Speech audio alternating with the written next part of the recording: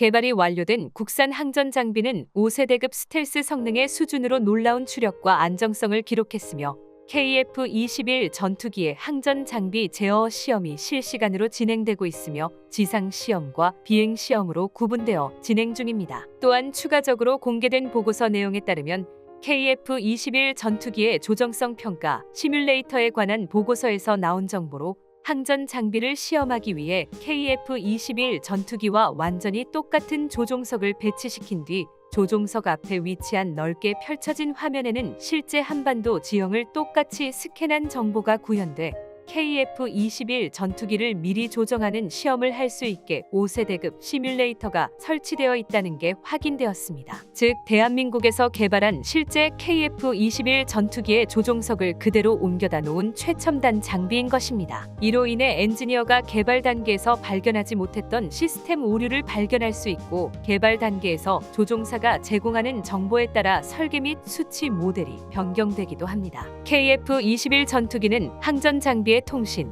항법 식별을 걸쳐 전투기 모든 임무를 담당하는 컴퓨터는 이미 개발이 모두 완료되어 100% 국산화를 완료하였고 현재는 검증 단계까지 모두 완료하여 실전 배치된 상태입니다. 현직 조종사에 따르면 KF-21 전투기는 항전 장비 통합 체계를 구축하여 조종석이 넓어졌고 편의성 높아졌으며 이와 함께 조종관은 단순화되고 직관성이 훌륭하게 구현되어 있다고 밝혔습니다. 한국항공우주산업 역시 KF-21 전투기의 조종석을 F-22 전투기와 유사한 글래스 콕핏으로 설계했다고 언급했습니다. 이 콕핏은 조종사의 임무 수행에 필요한 필수 비행 데이터를 포함해 항공기 데이터 및 통합전자전으로 들어오는 위협 정보를 선택적으로 시연해 조종사에게 최적의 대응 방법을 제공해 주는데요. KF-21 전투기의 비행 제어 시스템은 3중 디지털 플라이 바이 와이어를 채용했습니다. KF-21 전투기의 소식이 중국에서 추가로 들어왔습니다. 중국의 유명 언론 신화일보가 한국 공군의 KF-21 전투기 실전 배치를 두려워하고 있다는 소식입니다. 개발 완료 즉시 실전 배치될 우리나라의 KF-21 전투기는 세계 1위 수준의 5세대급 스텔스 엔진과 애프터버너 가변 노즐을 탑재해 미 공군의 F-22 랩터가 구사했던 코브라 기동과 스크램 제트 비행 등 항전 운용 방식에서도 세계 최고 수준의 최첨단 전투기로 거듭날 준비를 끝마쳤습니다. 실제 비행 시험에서 해당 엔진과 항전 소프트웨어의 연동성은 이미 여러 차례 검증되었습니다. 엔진 출력과 기동 제어가 실시간으로 조율되며 저속 고압력 상태에서도 안정적인 조종 응답을 확보했다는 평가입니다. 이 성과는 KF-21의 고난도 기동 실전 운용 가능성을 한층 높여줍니다. 관련 보도 내용에 따르면 KF-21 전투기가 다양한 기동을 구사하려면 스텔스 엔진을 포함해 이것을 보조할 한국형 항전 장비와 소프트웨어 체계가 반드시 필요하며 이를 위해서 국방과학연구소 측은 항전 장비의 소프트웨어 시스템과 K링크를 연동해 엔진 노즐과 출력 제어를 최적화해내는 데 성공했다고 언급했습니다. 덕분에 한국의 KF-21 전투기도 일명 코브라 기동이 가능해질 만큼 정밀한 조종 기술을 구사할 수 있습니다. 급격한 기동 속에서도 엔진 노즐이 연동되게끔 신속하게 조절이 가능해졌습니다. 특히 KF-21 전투기에는 무장을 포함한 스텔스 엔진 등 무게 대비 출력 비중이 매우 높기 때문에 비교 대상으로 자칭 중국 공군이 자랑하는 J-20 전투기와 비교해봐도 매우 신속한 민첩 기동을 구사할 수 있는 것으로 알려졌습니다. 에비오닉스는 한화에어로스페이스가 제작하는 항공비행체 및 우주비행체에서 운용되는 전자장비 및 시스템을 말합니다. 발사체의 전체적인 움직임과 각 부품들의 작동을 제어함은 물론이며 통신 및 항법 시스템까지 맡아서 다루는 발사체의 두뇌에 해당하며 발사체 임무 제어의 핵심이라 할 수 있습니다. 이번에 특히 한국이 새로운 항전 장비를 공개하자 중국 언론과 일본 언론은 당황한 기색을 숨기지 못했는데요. 자신들도 고생해서 만드는 중인 차세대 항전 장비를 순식간에 만들어낸 한국의 기술력을 진심으로 두려워하는 상황이 온 것입니다. 대체 얼마나 대단한 장비를 만들었기에 중국과 일본에서 이런 반응을 보이는 것일까요? 현대전장에서 전투기의 핵심 장비 중 중요한 것 중 하나로 항공전자 장비가 있습니다. 그도 그럴 것이 항공전자 장비는 약 300여 종의 최신의 항공 장비들이 하나의 체계에 통합되기 위한 필수적 조건입니다. 그런데 대한민국에서 개발을 진행 중인 KF-21 전투기가 현존 전투기 중 가장 뛰어난 최신 사양의 항전 장비를 탑재한다는 사실이 최근에 알려지면서 전 세계 군사무기 매체들의 관심이 대한민국에 집중되고 있는데요. 실제로 미국의 로키드 마틴과 보잉의 입에서 나올 정도로 한국의 항전 장비 기술력은 세계 최정상급입니다. 이것은 로키드 마틴의 스마트 엔지니어들도 인정했는데 당시 한국을 방문했던 로키드 마틴 관계자는 한국의 항공 기술력이 이렇게 선진화된 기술을 갖고 있을 줄 몰랐다며 너무 충격적이라고 전하기도 했습니다. 이어서 KF-21 전투기의 모든 무장이 완료되는 시점부터 공대공 무장체계와 공대지 무장체계 통합이 계획되어 있습니다. 아울러 주요 항전 장비의 안전성을 가장 핵심 목표로 추진하고 있습니다. 항공장비 개발 당시 현역 공군 관계자는 4대 핵심 기술인 항전 장비 통합 시스템을 개발해낼 수 있느냐에 따라 KF-X 사업의 성공 여부가 명확하게 갈릴 것으로 전망했습니다. 디지털 플라이 바이 와이어는 조종단과 항공기의 비행 제어 장치가 융합된 시스템으로 물리적인 결합으로 이루어지는 것이 아니라 전자 제어 시스템으로 연결되는 방식인데요. 최신의 전투기 기체들은 빠른 기동을 위해 공기역학적으로 설계되었지만 그만큼 조종사의 숙련도를 요구하기에 이를 보완하기 위한 것이 디지털 플라이 바이 와이어입니다. 기체가 불안정하니 조종사가 조종관을 잡고 일일이 기체를 컨트롤해야 하기 때문에 실제 작전 임무 수행은 불가능해집니다. 그래서 컴퓨터가 1초에도 수십에서 수백 번 전투기의 상태를 측정해 비행 안정성이 떨어지면 바로 미세하게 조정면을 움직여 안정적인 비행을 돕는 것입니다. 이와 함께 항전 장비에는 음성 제어 기능도 포함되어 있는데요. 쉽게 말해 긴박한 상황에서는 손으로는 조종을 하면서 음성으로 다른 명령을 시전할 수 있습니다. 이는 한국의 KF-21 전투기가 기존 4세대급 전투기와는 비교할 수 없는 성능적 우위를 차지할 수 있다는 명확한 증거이기도 합니다. 또한 KF-21 전투기를 위한 항전 장비가 국내 기술로 90% 개발되었다는 것은 그 의미가 남다릅니다. 과거 한국은 로키드 마틴과 항전 장비에 관한 기술과 설계를 도입했지만 당시에는 단순 제작, 조립에 그쳤습니다. 전투기의 용도 확장과 신규 개발을 위해서라면 반드시 국산 항전 장비가 필요한데요. 그래서 한국은 라이센스 생산을 했던 경험에 힘입어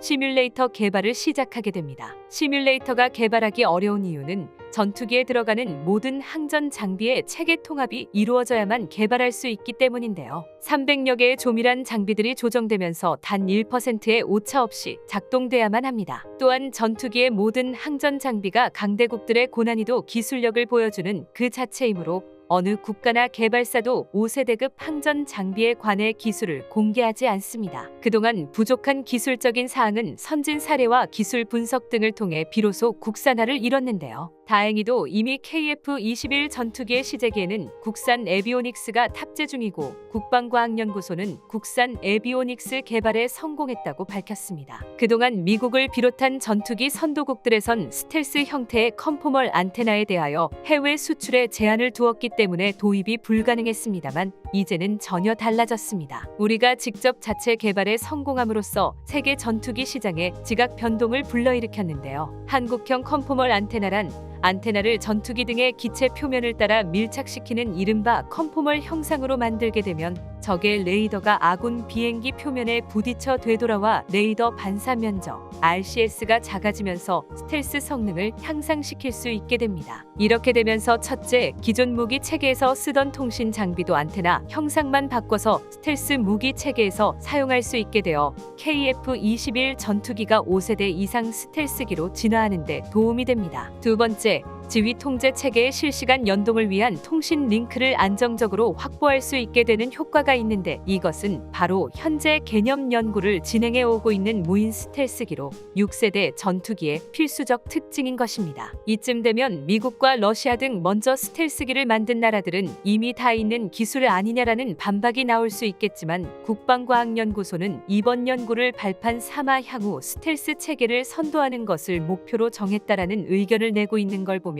같은 개념의 기술이라도 세계 최고 수준을 개발한 것이 아닐까 하는 자신감까지 엿보입니다. 그리고 현재도 KF-21 전투기를 반대하거나 폄하하는 여러 가지 이유 중에 하나는 완전한 스텔스가 아니라는 이유였습니다. 4세대 전투기들이 나온 지가 언젠데 우리도 5세대로 바로 가야 한다라고 주장하는데요. 기존의 4세대 전투기들의 최초 비행 시기를 보면 귀가 얇은 사람들은 그 말도 맞다라고 할 수도 있을 것 같고, 방산 분야뿐만 아니라 대부분의 기술 분야에서 세계 최고 수준을 다투고 있는 한국이 왜 스텔스 전투기도 못 만드냐라는 의문이 생길 수도 있습니다. 심지어 다른 국가들은 5세대를 넘어 6세대 전투기를 만들고 있다고 주장하고 있습니다. 6세대 전투기는 훨씬 빠른 속도는 기본이고, 무인기, 클러스터 비행, 스펙트럼, 스텔스, 자체 자동 수리 등의 특징이 있다지만 아직은 개념적인 상태일 뿐이고, 6세대는 고사하고 5세대 전투기들 중 현재 완전히 실전 배치되고 양산까지 끝낸 기종은 F-22 전투기밖에 없다는 것을 알아야 합니다. 개발 초기부터 그 돈이면 F-35 전투기를 얼만큼 더 살 수 있는지 아느냐며 여러 언론들의 반대를 포함해 기술적 문제로 개발 중단을 요구하는 전문가들의 잘못된 발언 등 수많은 고난을 이겨내고 우리 KF-21 전투기가 실제 생산 적합 판정 비행을 성공한 지금 과거를 돌이켜본다면 한국에게 기술을 전수해주기로 약속한 미국의 로키드 마틴에서 이야기한 계획과는 전혀 다르게 약속된 핵심 기술들을 하나도 이전해 주지 않아 계획 자체가 무산되는 위기까지 가기도 했었습니다만, 연구진들은 최첨단 기술의 국산화를 연속적으로 해내며 거대한 난관들을 하나하나 깨부수며 계속 발전해가고 있는데요. 그런데 최근 국방과학연구소가 KF-21 전투기에 들어가는 또 하나의 신기술을 자체 개발했다는 쾌거를 발표하면서 KF-21 전투기가 4.5세대에 머무르지 않고 5.5세대 이상으로 발전할 수 있는 발판을 마련했다는 소식이 들려왔습니다. 한국의 방산기업인 국방과학연구소와 하나시스템에서 공식적으로 스텔스기에 적용할 수 있는 저피탐 소형 안테나 형상, 즉 컨포멀 안테나 형상 기술을 개발하는 데 완벽히 성공했다고 재차 발표했습니다. 저피탐 안테나를 적용하기 전과 후에 극명한 차이가 있습니다. 현재 거의 유일한 실질적 스텔스 전투기를 생산하는 미국조차 저렇게 저피탐 안테나를 적용해가면서 개량해 나가고 있는데,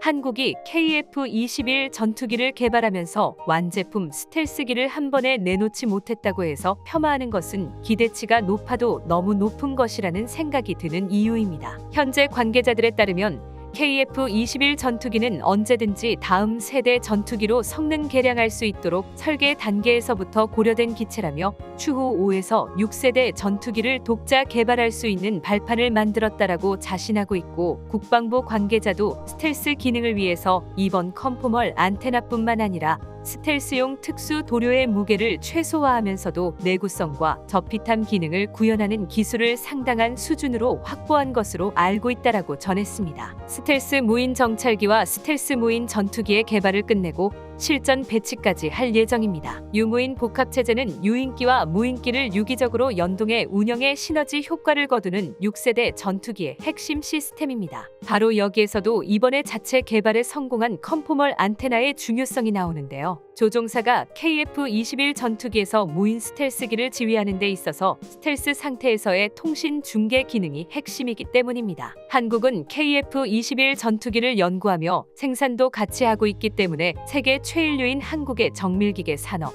전기전자, 통신기술, 재료 산업들과 상호 시너지가 나오고 있는데요. KF-21 전투기의 사업을 국내 공군 납품용 생산에 그치지 않고 5세대를 넘어 6세대로의 후속 개량이나 신규 개발 프로젝트를 지속적으로 모색하면서 시장의 활로를 열어 인재, 기술, 인프라 등의 핵심 자산을 선순환시키려 하고 있는 것입니다. 또한 한국이 비행 소프트웨어를 개발하게 되면 KF-21 전투기 개량형을 만들 때도 많은 도움이 되는데요. 앞으로 다양한 모습의 KF-21 전투기를 만나볼 수 있을 것으로 예상됩니다. 현재 F-35 전투기도 실전 배치 중일 뿐이고, 중국의 5세대 전투기 J-20은 성능적인 면에서 많은 의문을 가지고 있는 현실이니 옛날부터 비행기를 만들어 온 나라들에 비해 얼마 전까지만 해도 전투기 생산 능력이 제로였던 한국이 당장 5세대 스텔스기를 내놓지 못하는 것은 어찌 보면 당연한 것입니다. 그렇다면 KF-21 전투기를 폄하하게 만든 전투기의 스텔스 기능이란 무엇일까요? 보통 우리는 레이더 반사 면적,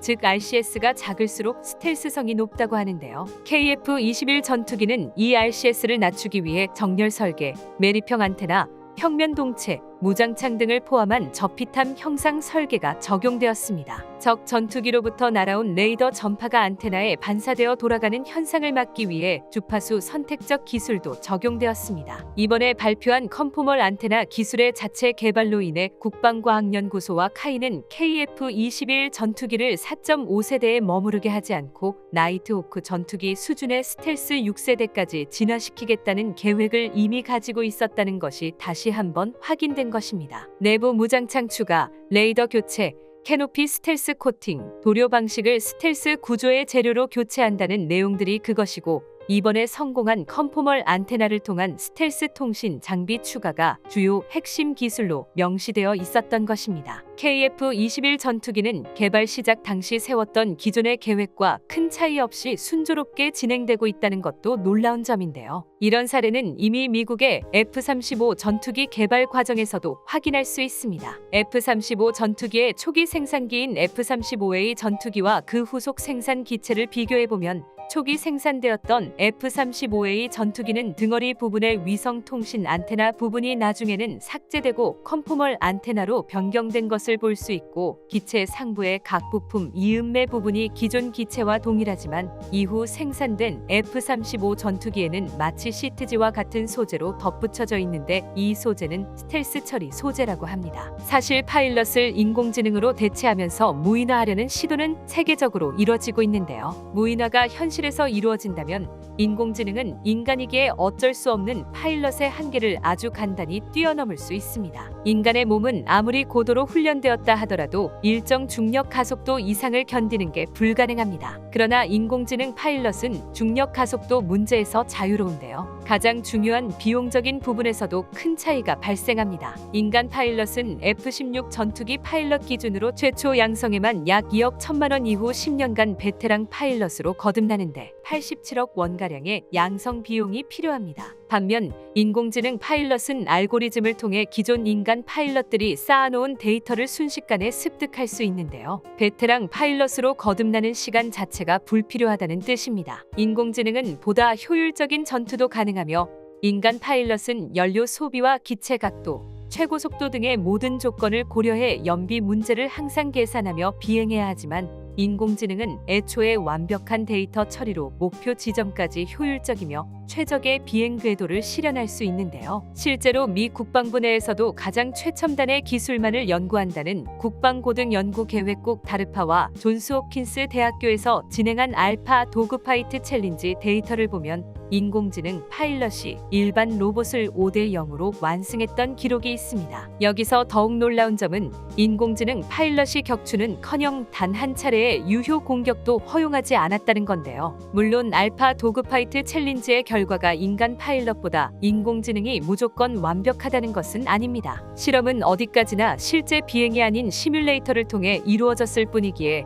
인간 파일럿의 역할을 100% 인공지능이 대체한다는 건 아닌데요. 아직은 어디까지나 기술 실증형으로 꾸려진 시험 환경에서만 인공지능 파일럿이 효과를 발휘할 수 있다는 의미이며, 가까운 미래의 6세대 전투기로 대표되는 인공지능 파일럿의 시대에도 여전히 인간 파일럿은 필요합니다. 자주 국방의 핵심 연구소 국방과학연구소에서 KF-21 전투기와 함께 편대비행 작전을 펼치는 KUS 무인 스텔스기가 한반도 전역을 포함한 1,000km 이상 광범위한 영역에 걸친 대규모 화력전을 선두에서 진행하는 핵심 역할을 맡으며, 양산과 동시에 스텔스 블록 사업까지 모두 끝낸다면 동북아시아 공군 전력의 판을 뒤집을 수 있다고 자신 있게 언급해 화제가 되고 있습니다. 이는 단순히 전투기에만 국한되지 않으며 한국 최초로 무인 드론의 해외 수출까지 성공하게 될 계획을 준비하고 있는데요. 대한민국 항공산업의 새로운 장이 펼쳐지게 되었습니다. 오늘은 대한민국의 무인 전투기와 무인 드론에 대해 알아보겠습니다. 한국뿐만 아니라 세계 군사 강대국들은 인구 절벽이라는 고민에 빠져 있는데요. 전 세계 그 어떤 나라조차 뾰족한 해결책을 내놓지 못하는 실정이었습니다. 그런데 대한민국이 이를 해결할 무인화 신기술을 세계 최초로 발표하면서 시선이 집중되고 있습니다. 최근 방산 시장을 가장 뜨겁게 달구고 있는 키워드는 단연 무인화일 것인데요. 무인 장비는 운영 인원을 줄일 수 있을 뿐만 아니라 병사들의 생존 확률도 상당히 높일 수 있습니다. 게다가 고도로 발달한 무인화 기술은 불안한 안보 상황을 해결하는 데 큰 도움이 됩니다. 그동안 퇴역 후 치장물자가 되어 제대로 관리조차 받지 못했던 구식 장비들의 무인화 기술을 적용해 일종의 드론으로 사용하는 기술이 개발되었기 때문입니다. 예를 들어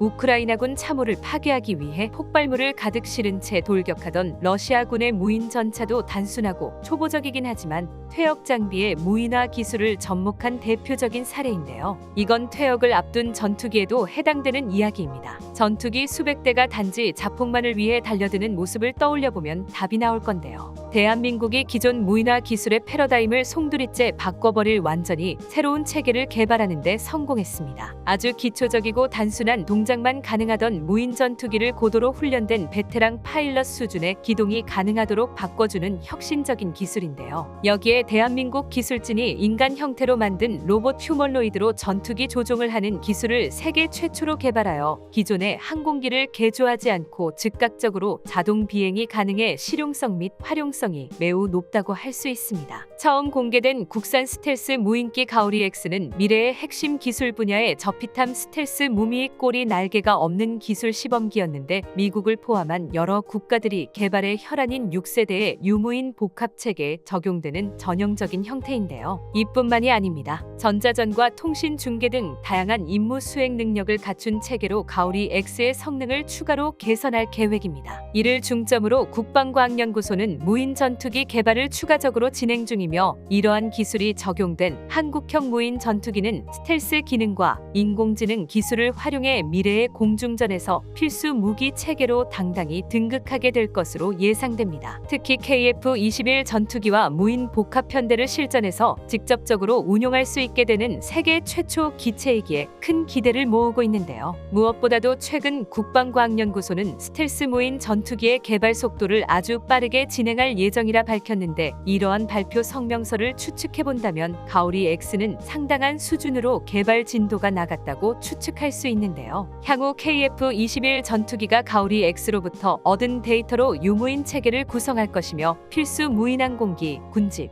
지역, 기술 등을 조합하여 매우 효율적인 작전 임무를 수행할 수 있을 겁니다. 대한민국이 휴머노이드 파일럿의 개발을 시작한 것은 얼마 되지 않아서 아직 역사도 짧고 풍부한 데이터가 쌓였다고는 볼 수 없는데요. 그런데 최근 한국과학기술원 카이스트가 세계 최초로 신개념 인공지능 파일럿 개발에 성공하면서 상황이 완전히 반전되기 시작했습니다. 카이스트가 공개한 자연어 처리 기반 인간형 조종사 로봇은 쉽게 말해 전투기 조종 로봇인데요. 지금까지의 인공지능 파일럿들이 전투기를 조종하기 위해선 특수한 개량 과정을 거쳐야 했지만 국내에서 개발한 로봇 파일럿은 인간 파일럿과 마찬가지로 그저 코핏에 앉으면 그 순간 조정을 위한 모든 준비 과정이 끝납니다. 한마디로 개량 과정이 필요하지 않다는 건데요. 또한 인간 파일럿이었다면 불가능할 전 세계 항공 차트를 전부 기억할 수 있으므로 환경에 영향을 받지 않는 초정밀 비행이 가능합니다. 여기에 더해 알고리즘 기술을 활용해 조작 매뉴얼과 비상대처 절차를 학습할 수 있어 항공기의 비행 상태를 기반으로 능동적인 조정과 돌발 상황 대응까지 가능합니다. 현재 카이스트가 주도하고 있는 인간형 로봇 시제기는 아무런 개조를 가하지 않은 상태에서 항공기 시뮬레이터를 직접 조작하는 데까지 기술을 완성한 상태입니다. 조종사 로봇은 현재 비행 조종 시뮬레이터에서 항공기의 시동부터 택싱, 이착륙, 순항 주기 등 모든 조작을 수행할 수 있다고 하지만 민항기와 전투기는 조종 난이도부터 다르기에 아직 갈 길이 멉니다. 그러나 한국만이 가진 확실한 장점이 있기에 무인화 기술의 미래를 밝혀주고 있는데요. 게다가 양산이 시작돼 KF-21 전투기와 함께 비행할 무인 스텔스 전투기도 개발 과정을 마치고 시험 비행을 준비 중입니다.